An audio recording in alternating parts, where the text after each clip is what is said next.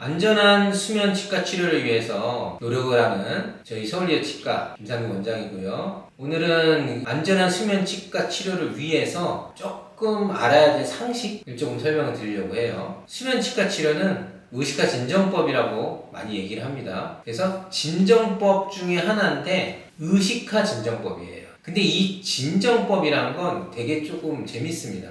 어떤 의미에서 사실 그러면은 의식화 진정하고 우리가 흔히 메디컬 드라마나 이런 데서 보는 전신마취랑 뭐가 다르냐? 정확히 말하면 동일의 연속선상이 있습니다. 그래서 진정이 어느 정도 적당히 된 게 의식화 진정이고요. 더 깊게 들어가면 전신마취. 그래서 이 진정법이 조금 더 심화돼서 적용되면 전신마취인 거고 적절한 수준에서 이루어지면 이게 의식화 진정법이고 그래서 얘는 이렇게 흐름의 어떤 연속선상이 있다. 그래서 이제 진정법은 크게는 4가지로 분류가 돼요. 최소 진정이 있고요. 수면치과 치료로 부르는 의식화 진정법 또는 수면 내시경에서 사용하는 그 다음에 깊은 진정이 있고요. 그 마지막으로 전신마취가 있습니다. 자, 전신마취는 자극이나 어떤 지시나 이런 게 전혀 안 되죠. 심지어 호흡도 잘 안 됩니다. 그래서 항상 그거 보면 무슨 호흡을 유지할 수 있는 장치를 항상 끼고 있어요. 그리고 엄청난 모니터링을 해서 이 사람의 심박은 어떤지, 아니면 그 다음에 체온은 어떤지, 호흡수는 어떤지 이런 거 다 체크해요. 그렇게 해서 그거를 관리할 수 있도록 합니다. 마취과 의사가 옆에 상주하면서 말이에요. 그래서 이 전신마취는요, 통증이 유발하든 자극이든 깨우는 약제를 넣는 게 아니라 이 사람은 깨울 수가 없어요. 즉 반응을 하지 않아요. 그 다음에 기도 확보가 안 됩니다. 스스로 기도 확보가 안 돼요. 그래서 이 기도 확보하기 위해서는 특별한 기도 유지 장치가 들어가고 호흡 유지 장치가 들어가는 거예요. 당연히 자발적인 호흡 안 됩니다. 심혈, 그 다음에 심박, 심장이 뛰어야지 우리는 살아가니까 이 심장의 기능도 저하될 수 있어요. 그래서 그걸 항상 모니터링을 하고 있는 겁니다. 필요하면은 심박을 더 뛸 수 있게 또 너무 많이 뛰면은 좀 줄일 수 있는 그런 약물들이 항상 옆에 구비되어 있고 그게 필요하면 바로 투여될 수 있게 해놔요.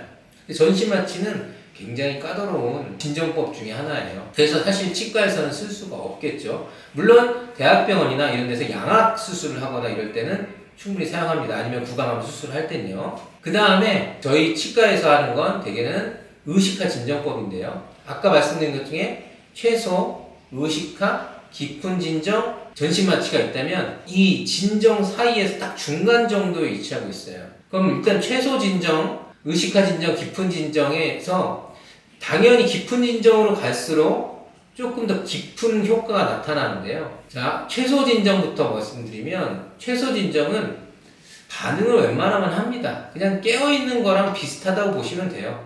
거의 대부분이 다 모든 반응들이 정상적이에요. 어떤 자극, 구두 명령 가능하고 대화도 가능하고요. 기도 확보 자연스럽게 되고요. 호흡도 너무 잘 되고요. 그 다음에 심장 뛰는 거 아무 문제 없어요. 다만 최소 진정은 약간 불안함만 살짝 사라진 상태, 너무 이렇게 떨리는 그 상태를 좀 줄인 거예요. 그 다음에 이 의식화 진정은 뭐냐? 여기에서 조금 더 진정이 돼서 구두로 명령을 하거나 입을 벌리세요, 코로 숨 쉬세요, 조금만 더 벌려주세요, 오른쪽으로요, 왼쪽으로요, 이런 구두나 환자분 이렇게 이제 두드리는 이런 자극에 반응은 합니다. 그 다음에 기도 확보는 자연스럽게 잘 되고요. 그 다음에 자발호흡도 잘 됩니다. 다만 약간 기도 확보나 자발호흡이 약간 저하되는 경향이 있어요.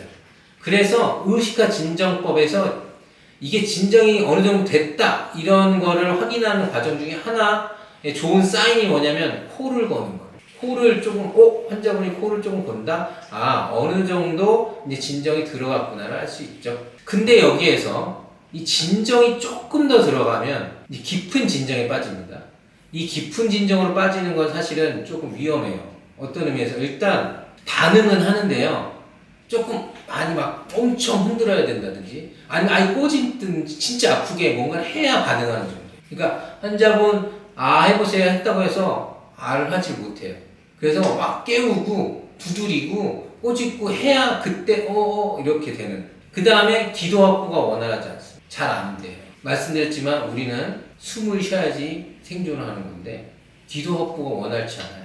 근데 이 치과 치료는요, 기도 확보가 돼야 됩니다. 왜? 우리 기도는 어디 있죠? 코와 입이 있는데 일단 입안에서 뭘 하기 때문에 코로 원활하게 공기가 들어왔다 나왔다 해야 돼요. 그래서 이 호흡의 문제가 크기 때문에 깊은 진정에 들어가면 안 됩니다.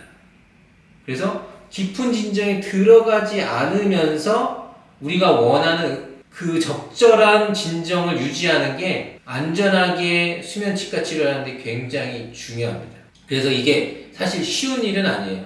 많은 경험을 하고 데이터가 쌓이고 이 환자분의 어떤 특징과 이걸 봤을 때 이 정도 약물을 넣고 이렇게 해서 하는 사실 오래된 노하우가 필요하긴 한데 그 노하우가 쌓이게 되는 이유는 이런 진정이 최소 의식화, 깊은 진정, 전신마취로 가는 이 연속선상에서 이 적절한 선을 지키는 거.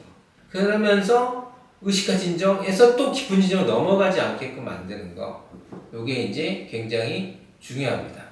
그래서 요 진정의 단계에 대해서 간단히 설명을 드렸고, 그래서 이 진정법을 적용할 때 사실 이 안전이 중요한데 그 안전이 중요한 이유가 이제 이런 반응, 기도, 이런 호흡, 이 문제에서 심각하게 번지지 않게 하는 거니까 환자분들도 수면 치과 치료를 받을 때 가끔 보면 너무 이제 왜 수면이 좀 안 되냐, 덜 되냐 이렇게 말씀하시는 분들이 조금 있어요.